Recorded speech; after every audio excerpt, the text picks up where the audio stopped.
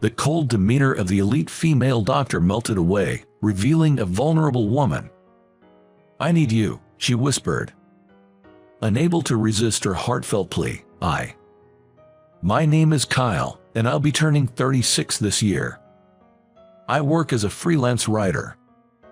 Leveraging my previous experience as a doctor, I now write about medical topics. There's a good demand for my work, so I'm not in urgent need of work. Up until 3 years ago, I worked as a doctor at a university hospital. I don't like to brag, but I was quite popular among the patients. I believe I was the best surgeon among my peers. But these days, I've distanced myself from my old friends from medical school and my time as a doctor. To be frank, I don't want to see them. Many colleagues look down on me for leaving the university hospital. I know they say behind my back that I ran away from the demanding environment. Even though my salary has dropped significantly since then, I'm quite content with my current job and lifestyle. Then, out of the blue, I received news that my old mentor had passed away. A friend informed me that Professor Johnson, a mentor of mine from my college days, had passed away. For a moment, the news left me speechless. To me, Professor Johnson was not just a mentor but also someone I had a complicated history with. A friend asked, "You're coming to the funeral, right?" I hesitated for a moment but managed to reply, "I will." Professor Johnson was a devout Catholic. The funeral was originally supposed to be held at the church Professor Johnson attended, but due to the large expected turnout, it was moved to a funeral home in New York City. Still, many priests and nuns were present, and the funeral mass went on without a hitch. I wasn't familiar with the hymns and was attending a Catholic funeral for the first time, so I just followed the crowd. Many of the faces at the funeral were friends and colleagues I'd been avoiding, making me feel out of place. Some were whispering and glancing in my direction. I think I was the first of my college classmates to leave the front lines of medicine early. Most of my peers are still working hard as doctors. I decided to leave as soon as the funeral was over. I somewhat regretted attending, feeling this wasn't where I belonged. As I lay flowers on Professor Johnson lying in his coffin, I recall a conversation I once had with the professor. It was the talk that had pushed me to leave the university hospital. I always wanted to ask him what he really meant by those words. And even now, those feelings hadn't changed. After the funeral, I watched as Professor Johnson's coffin was taken away. The funeral's main mourner was Professor Johnson's wife. Our eyes met, and I gave a slight nod. She smiled kindly at me. Suddenly, a voice behind me snapped, "Look, who finally showed up. The very man who betrayed Professor Johnson." I was grabbed by the shoulder and forcibly turned around. It was a former colleague and classmate from college. Now a top surgeon at the university hospital, Emily. She had been a close friend during our time at the university hospital, and my ex-girlfriend. Her eyes were red, probably from crying. But her face was filled more with anger than sadness. And that anger was directed at me. I felt her grip tighten. I was more concerned about her hurting her hand than the pain I felt. Her right hand is the hand that saves many patients. She's not just any random right-hand woman. If you exert that much force, you'll hurt your finger. Emily's eyes widened at my words. The next moment, she forcefully removed her hand from my shoulder. "Why bring this up now? Go back to the countryside, you loser." Pushing away our mutual friends who tried to intervene, Emily hurled insults at me. Coward, loser, deserter, irresponsible, I've heard them all before. I felt like laughing at the absurdity, hurriedly covering my mouth with my hand. The more seriously Emily cursed me, the more ridiculous I felt. "It's okay to scold me, but don't you have anything else to say, Emily? I'm tired of hearing the same things." Even though I knew I was provoking her, my sarcastic tone remained unchanged. Emily's face turned bright red with anger and embarrassment. She had always been like this. Always trying to do the right thing, always taking patients seriously. But her strict attitude towards both herself and others often led to misunderstandings.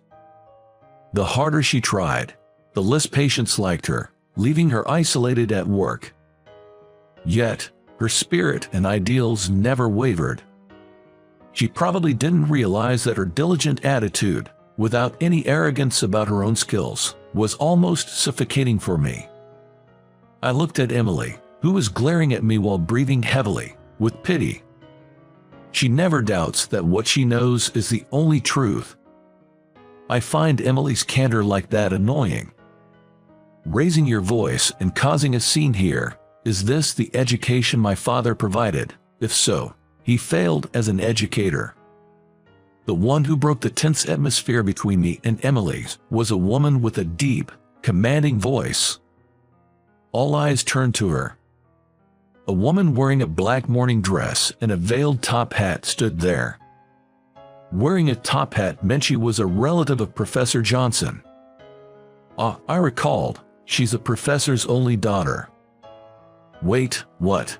I understood that she was Professor Johnson's daughter, but I was taken aback. I thought I was meeting her for the first time, but underneath that black veil was a familiar face. Then I remembered that her last name was also Johnson. Kyle, thank you for attending my father's funeral.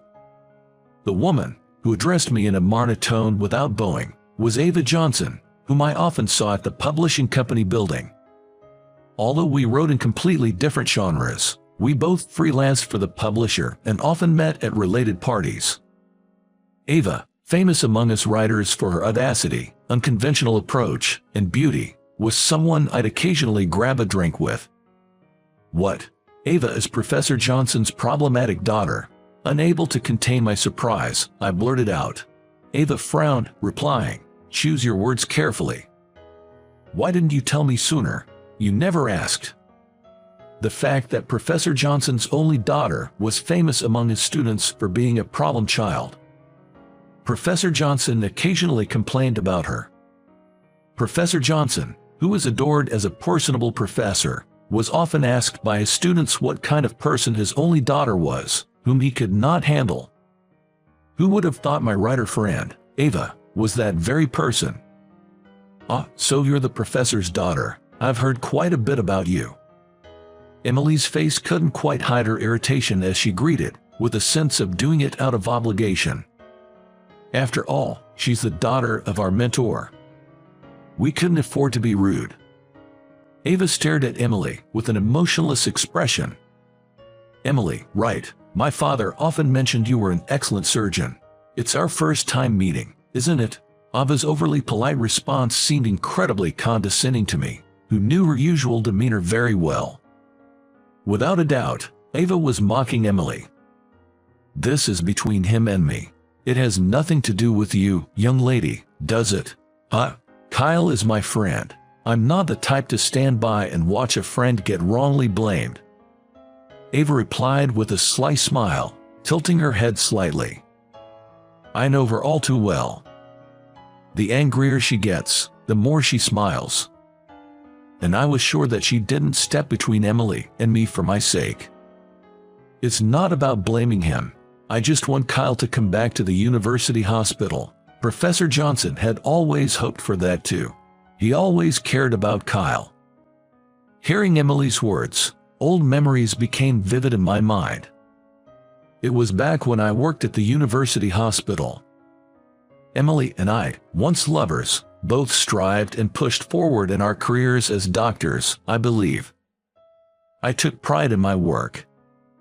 I have grown accustomed to being called doctor by my patients.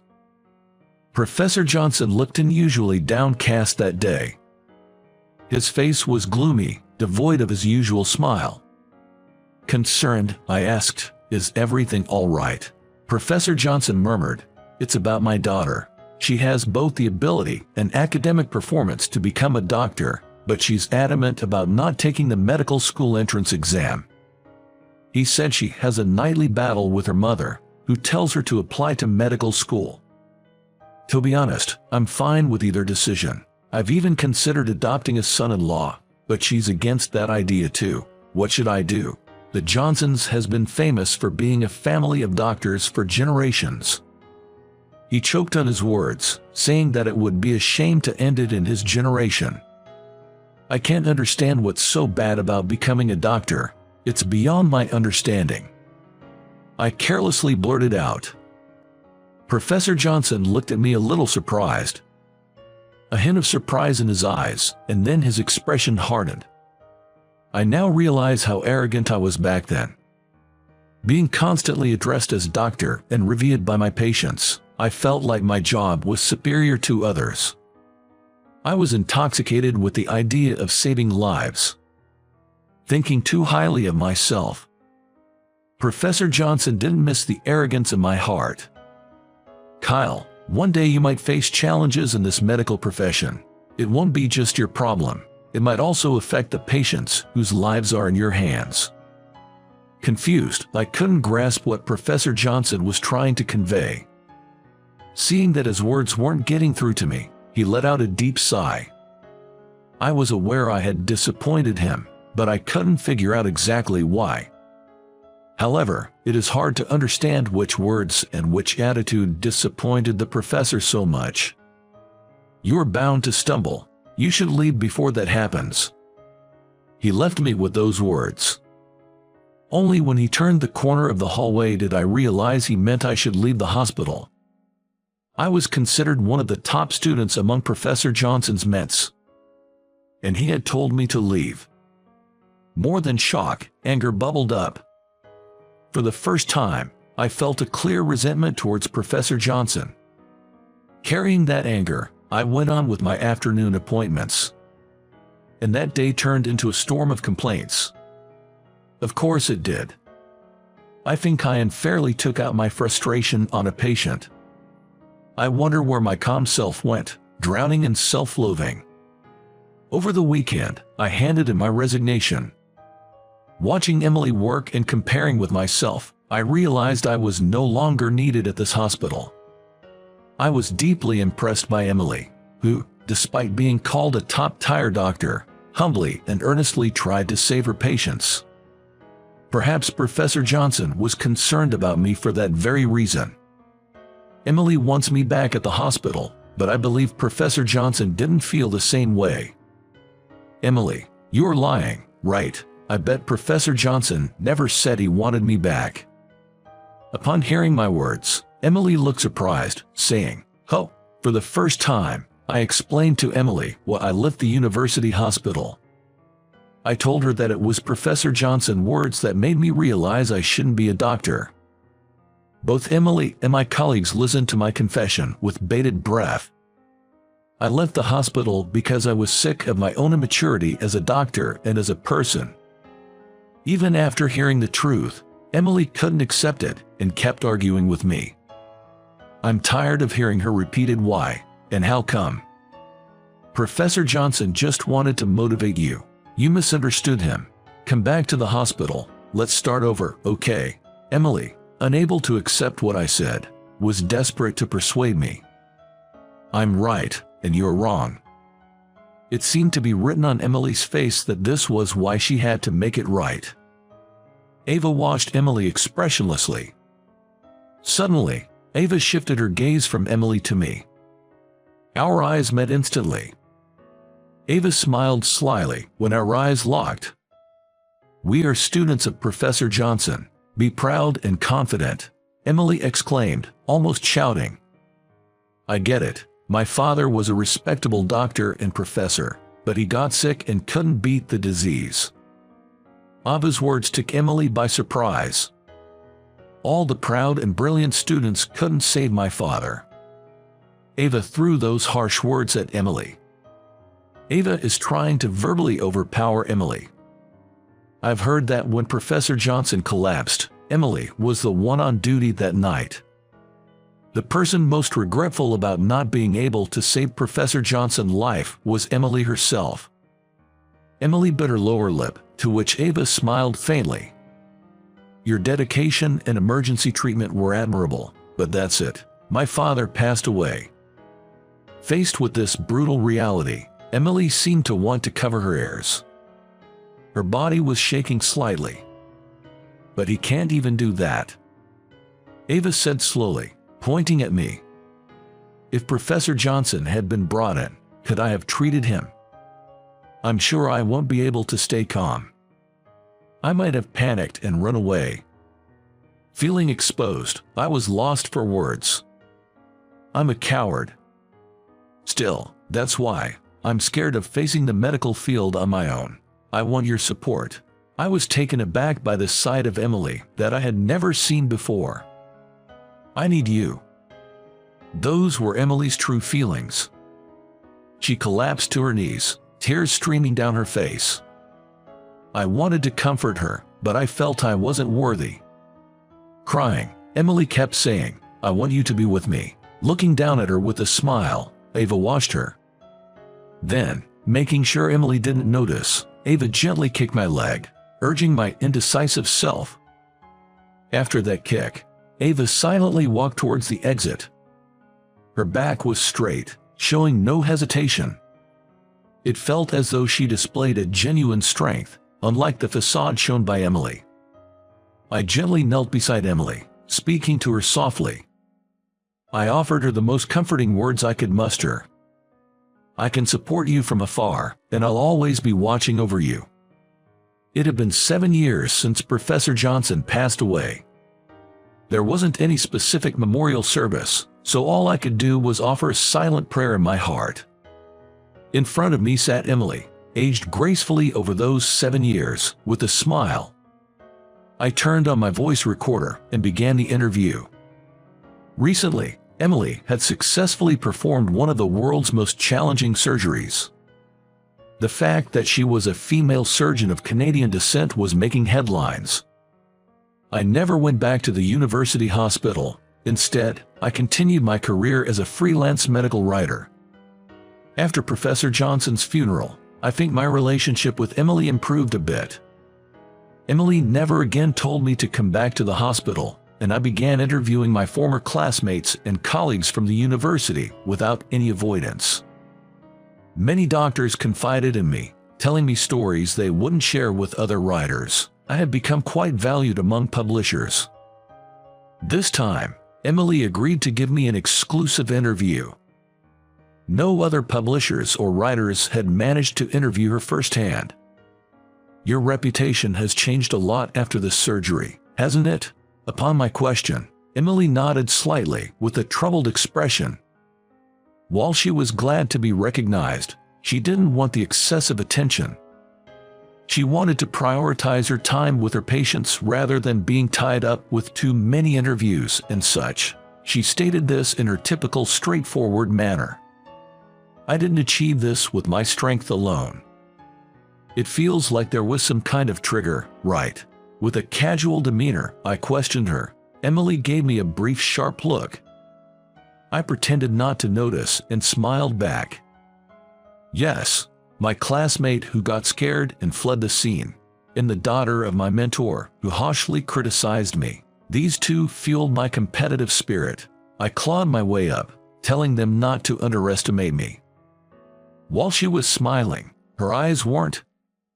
It seemed she held a deep grudge about that time. I responded with a detached tone that must have been tough, and proceeded with the interview. I talked for nearly an hour, and the interview was over. The moment I turned off my voice recorder, Emily said, "I'm beat," stretching out big. "You didn't have to be so formal in your answers, you know." When I said this to the seemingly tense Emily, she responded, "I couldn't just take it lightly. I mean, who knows what you're going to write?" When she becomes casual, it feels like we're back in our college days in an instant. "By the way, I met Ava recently." Emily said this with a somewhat troubled smile. It seems she bumped into Ava when she visited Professor Johnson's grave the other day. At that time, Ava talked about why she had said certain things during the funeral. Seems she wanted to bring me down to hell. Her plan worked perfectly. Emily said, taking a sip from her now cold coffee. Why, if it's related to Professor Johnson, that's more than just holding a grudge. I raised my voice when I learned that Ava had intentionally attacked Emily. Back then, I defended Ava's rude behavior, thinking she was just distraught over losing her father. Well, about that. With a wry smile, Emily told me the truth that Ava had shared. She couldn't stand the girl who lived with the boy she liked. Wait, what? Caught off guard by this unexpected twist, I replied in surprise. I never noticed any signs that Ava had feelings for me. And certainly not now. Has it always been just me in your heart? Emily asked, pointing at my chest. For the past 7 years, no, probably since we broke up, that's how I've felt deep inside.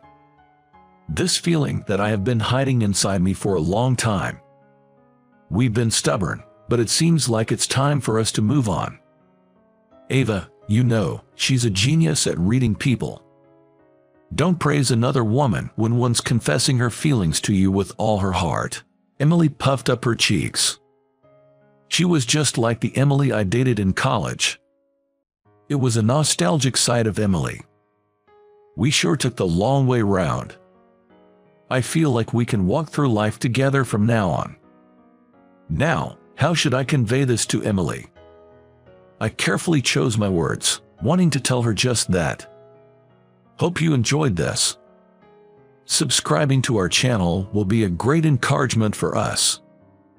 See you in the next video.